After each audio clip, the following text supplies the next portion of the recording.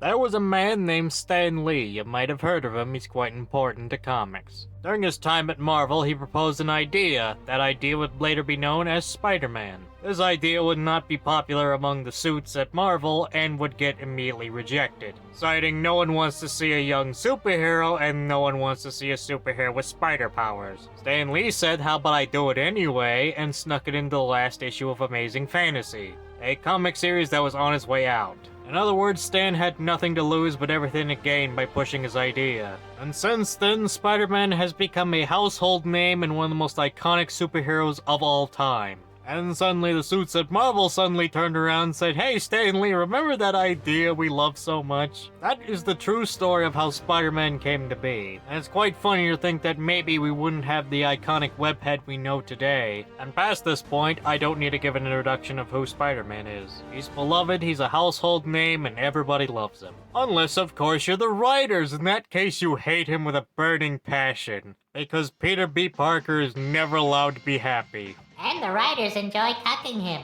Well, that too. It seems like modern Spider-Man writers just kinda hate the character and just don't want to write for him. Although honestly, Spider-Man has always had a messy history when it came to its writers and editorial mucking things up. It's just a lot more loud and annoying recently. What inspired this video was the release of the all-new Venom comic, which revealed that Mary Jane was in fact the new Venom. And yeah, you can definitely tell they were trying to push this as a marketing stunt. I don't keep too many tabs on comics, so I had to do a bit of research. Apparently, Mary Jane has her own costume identity with Jackpot and has, like, luck powers now. And apparently this is simultaneously both canon. Like, what? I know comics can be confusing, but what were they honestly thinking with this? But I do want to talk about the good as well as the bad. So let's get right into it and talk about Spider-Man and his crazy history, and why modern Spider-Man just does not get the character. But before we dive into the topic, I first need to lay some ground rules. Number one, I'm not going to be talking about the MCU or any of the other Spider-Man films. I will bring them up on a couple of occasions, but I'm not going to primarily make them the focus. And number two, no Miles Morales mentions. The main reason being, I'm going to talk more about him in his own entire video about legacy characters. Because yes, Miles is technically a legacy character. A big reason being he's going to take up a huge chunk of the runtime if I do, so I'm just going to save him for that video instead. Okay, now with that out of the way, we can actually get to the main topic. But to understand why Spider-Man is so popular and loved, we need to break down the character's core fundamentals. And to do that, we need to go way back to his origin point, that being Uncle Ben's death. Why are you bringing up this tired old trope? Everyone knows the story by now. Well, it's important, as if you take away Uncle Ben, you take away a good portion of who Spider-Man is. Before Peter Parker got his powers, he was an average kid that no one understands. Oh wait, wrong series, never mind. Peter was actually a nerd that got insanely bullied. But then once he got his powers, he suddenly became cool. Actually, no, that was a lot later on. He instead did what any normal person would do and abuse his powers to get money, because he was broke as hell. Unfortunately though, for Peter Parker, DoorDash was not invented yet, so instead he had to do what anyone would do and enter a wrestling competition. It's there he would win and end up meeting the man who would later be Uncle Ben's killer, and just letting him get away. This would have the unforeseen consequence of Uncle Ben's death. Peter, now blaming himself for Uncle Ben's death and remembering his final words, "With great power comes great responsibility," vows to never let anyone die on his watch again if he can help it. And at the core, this is how Peter Parker is. He's an average guy that has a heart of gold. And he also just so happens to be insanely smart and makes most of his gadgets himself. Such as his web shooters. Yeah, Peter Parker's webbing is not actually organic, that was a Sam Raimi only thing. The only time he's had organic webbing in the comics before Sam Raimi was the black suit, aka the symbiote suit. Since then, some interpretations have organic webbing, some don't, it really depends. But at the end of the day, Peter Parker is just the normal guy you probably pass by on the streets every day. And that's by design. Anyone can see themselves as Spider-Man, and anyone can be Spider-Man. To questionable degrees of success, but that's beside the point, and that will be, again, for a future video. I can't believe you missed the opportunity to talk about Miles Morales, you dimwit. And besides Peter being the everyman, he can pretty much fit into basically any scenario you want him to. and many writers have taken advantage of this fact and put him in an insane amount of situations. He's also crossed over with many different teams such as the Avengers and the Fantastic Four. He's also fought several villains that weren't even his own, like Doctor Doom for instance. And even someone like Kingpin was not originally a Spider-Man villain, he was originally a Daredevil villain. Although he worked so well as a Spider-Man villain that he became a mainstay Spider-Man villain as well. And on top of that, Spider-Man has worked with Daredevil in the past as well, so that helps. And what really sells that Spider-Man can be put in basically any scenario is the mini-failed alternative universe comics. Your 2099s and your noir verses. Yeah, well, I'm sure most people know about Miguel O'Hara, aka Spider-Man 2099. Most people don't know about the other 2099 characters. Yeah, there was characters like the Punisher 2099. Although nobody remembers him or any of the other 2099 characters, really. Same goes for something like the Noirverse. Not many people remember the other things from the Noirverse besides Spider-Man Noir. But there's also a ton of other Spider-Man from other countries. The most notable is Japanese Spider-Man, who was technically the inspiration for Super Sentai, which would later become Power Rangers in the West. He also used a gun. Yeah, this man does not fuck around. He also had a giant mech suit, because yeah, why not? And according to Spider-Verse, many of the other TV shows are actually their own Spider-Man as well. Not just Spider-Man Unlimited making a cameo appearance. And yeah, that show was kinda interesting because the restrictions on that show was very weird. If you look into a lot of the history of Spider-Man Unlimited, they were just not allowed to do a lot of things, and thus the reason it ended up the way it did was because of those restrictions. Was it good? I could not tell you because it's been years since I've seen Spider-Man Unlimited. But ironically, its predecessor did have probably the most impact on Spider-Man as a whole, and even did the whole Spider-Verse thing before Spider-Verse was a thing. And man, Peter Parker was built in that series. But then again, oddly enough, so was Black Cat. Yeah, for whatever reason, Black Cat in that series is absolutely jacked, and no other interpretation of her has ever been that built before. And there's a couple other notable Spider-Men, such as Scarlet Spider and Kane Parker. Ben Reilly, aka the Scarlet Spider, has gotten completely and utterly abused over the years, and basically has been treated like a punching bag. A lot of that has to do with the fact that the story he came from, the Clone Saga, was kinda just a huge mess. A lot of that had to do with editor intervention. Many of the editors completely and utterly ruined the story because they kept changing things around. Like, Peter was actually the clone. No, it was actually Ben. No, it was actually Peter. No, actually, Ben Reilly was the real Peter the whole time.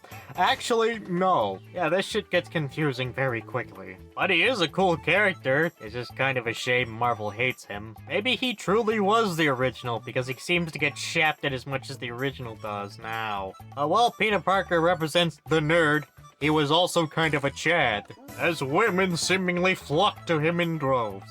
Well, a couple in particular, namely Gwen Stacy and Mary Jane Watson. Gwen Stacy is also a very important character, and Marvel has seemingly brought back in recent years for Gwenpool, and also Spider-Gwen, aka Ghost Spider. And yes, her official name is Ghost Spider, not Spider-Gwen. I know a lot of people get that confused. Gwen Stacy's death was a huge deal for Spider-Man because it was the second time that someone died on his watch. It was all thanks to this asshole, Norman Osborn, who is basically Peter's greatest enemy, because seemingly no matter the interpretation, he seemingly hates Peter Parker and wants him dead. There's also quite a few different interpretations of Norman Osborn, and by extension the Green Goblin. You have the OG Comics variant, which has him be a menace to Spider-Man. You've got the Sam Raimi Spider-Man, which has a more mechanical design. And then you have the Ultimate Spider-Man design, the TV show, not the comic, that will come up later, which has him be more bulky and brutish. Either way, he's a great villain, and in fact, Peter has a ton of great villains. Raven the Hunter, Sandman, the Lizard, and who could forget the giant meme Morbius? Say the line, Crow. I will not say that stupid line. Besides Green Goblin, there's also Peter's other greatest villain, Dr. Octopus, who was also originally his mentor, so yeah, there's some personal connection to this one. As well as Doc Connors, but that's a little bit different. Personally, I'm a huge fan of his Ultimate Spider-Man design. Again, TV show, not comic. He's also, interestingly enough, voiced by Tom Kenny. Yes, the same Tom Kenny that voices SpongeBob. In fact, he also had his own really good Spider-Man series series with the Superior Spider-Man. I quite enjoy this series as it gives Doc Ock some much-needed character development, and it really does put in perspective how difficult Peter's job truly is. It's a very well done story, although controversial for its time. It's just kind of a shame that Marvel keeps undoing his character development, and instead resetting things to the status quo. I wonder if this is foreshadowing to anything. That would be foreshadowing to a lot of things. Did you seriously just use my own quote against me? I can't even be mad at that. But I should also bring up his most iconic villain of all, that being Venom. Who's kind of a goofball in the comic. Yeah, he's still a huge threat, but he's more or less an anti-villain more than anything else. And has even teamed up with Spider-Man on a few occasions to stop Carnage. The black suit itself was also very interesting because it's not what most people think of. The black suit itself has actually gone through a ton of changes, namely from the fact it was not originally a living organism. That change was just kind of to retcon the black suit because it was kind of controversial at the time. Yeah, kind of ironic to think about, but a lot of people actually did not like the black suit originally. Nowadays, everyone loves the black suit, and it's iconic. But at the time, people did not like the black suit, so it got scrapped. This later led to the symbiote suit, which also got a bunch of changes. Oh, hello, post-editing Crow here. I just want to give a bit more context about the black suit. The reason it was so controversial at the time was because this was meant to be a permanent change. Yeah, Peter was originally going to lose his iconic red and blue suit and replace it with the iconic black suit. This was also a notable change for Spider-Woman, as well as her costume also got the black treatment. It was controversial and eventually immediately rolled back. And the reason the change was made was because the suits wanted a different suit. Okay, back to me to explain the symbiote suit. It also did not make Peter more aggressive. That was a Sam Raimi and the cartoon edition only. It just kind of stuck around for later iterations. It instead just made Peter very tired, as it took his body out for joyrides to stop crime. Yeah, the more monstrous Venom actually came much later on. So yes, that meme about Venom going to McDonald's and ordering a Happy Meal is entirely 100% in character. I'm giving you all this information to lay the groundwork for my next point.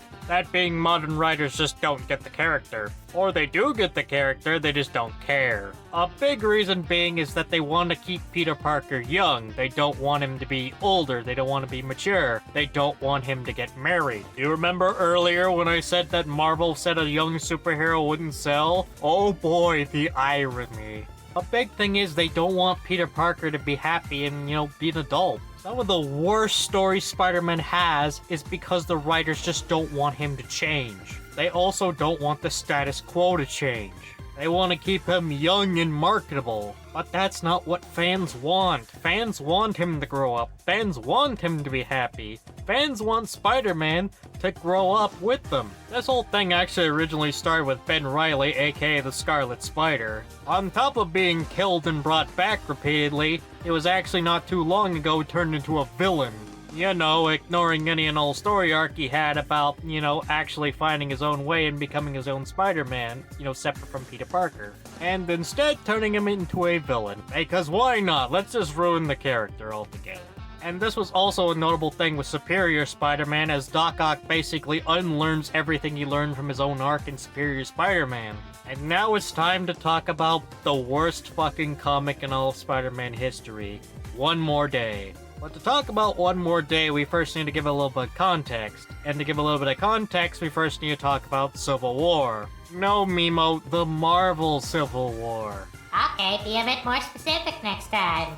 Why, you little fine. The Marvel Civil War was a very important time in comics, as it was basically a big time for superheroes, as you either had to reveal your identity or be labeled a traitor. Leading this charge was Iron Man. Because go figure. And Peter Parker had to choose. He had to reveal his identity or join Captain America's side. Yeah, the movie and the comic are very different from one another if you can't tell. The comic had a much bigger scale to it.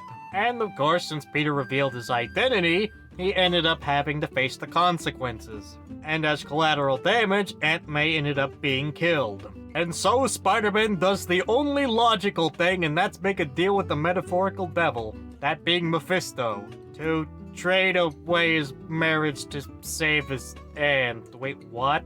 Yeah, this entire storyline is just kind of incredibly stupid and has been made fun of to death, so I'm not gonna go too much into it. Instead, I'm going to play you this little skit of how that scene would actually play out. Hey, Mephisto, my aunt kinda bit the dust. You think you can help me out here? I will help you on one condition, Spider-Man. Oh yeah, was it? Do I gotta fight angels or something? Maybe fight your greatest warriors or something like that? You want me to help you fight the IRS? I ain't doing that shit. Oh, I get it. You want me to help you not pay child support for that son of yours, Blackheart. I can do that. No, I want your marriage, Spider-Man. Wait, what? You want my fucking marriage? What are you, some kind of fucking weirdo? Why do you want my marriage, you freak? I ship you with Black Cat. Okay, that one's a bit more understandable. I would tap that ass too if I wasn't a married man. But go to wherever you go, Mephisto, because I am a very loyal husband. Too late, I'm reading the story anyway. What makes this scene such a bastardization of Spider-Man is it completely ignores the message of Uncle Ben. It's just completely discarded because my feelings. They discarded him just like they discarded him from the rice box. No, that's a different Uncle Ben, no relation.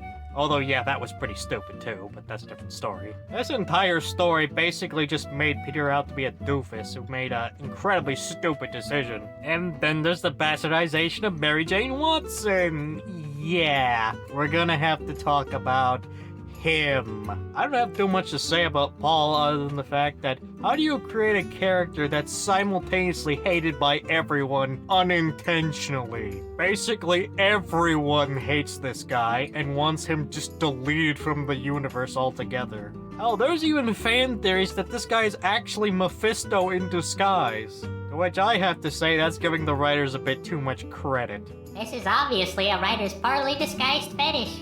Yeah, I wouldn't be surprised, to be honest. But I mean, think about it. This makes Mary Jane look incredibly petty and shallow. Like, Peter saves the world and he gets punished. The problem with modern Spider-Man is his writers are completely ignoring why the character is so popular in the first place. I gave you all that Spider-Man lore as context for why this whole thing doesn't work. It makes Peter out to be a pathetic loser when he's the opposite of a pathetic loser. He's incredible despite all of his struggles. He's an inspiration to everyone. And the only time in recent history that Spider-Man has actually been done justice is in Spider-Verse. Into the Spider-Verse is my favorite movie of all time. Not just a Spider-Man movie, but all time. Just in general. It's so good, and we finally get Peter and MJ back together. And they even have a kid. It's so beautiful. And look, we even get a more mature Peter Parker. I also think it actually does Miles really well. You want to know the biggest problem with modern Spider-Man? The writers just don't care. And unfortunately, it seems like every time we get a really good Spider-Man adaptation, it gets ruined by something. Most of the time it's Sony. And to be honest, if MJ wants to leave Peter Parker for this random schmuck, I say he deserves better. Maybe he should hook up with that Scottish succubus Lady Morrigan. I'm sure she can treat him better than whenever Mary Jane did. But that's all for now. If you enjoyed this video, well, good for you. If you didn't like this video, also good for you. I'm just joking with you. If you enjoyed this video, I'm glad. If you didn't enjoy this video, fine by me. I just wanted to talk about my love for this series and Spider-Man as a whole. And I hope to see you all next time. If there is a next time, anyway.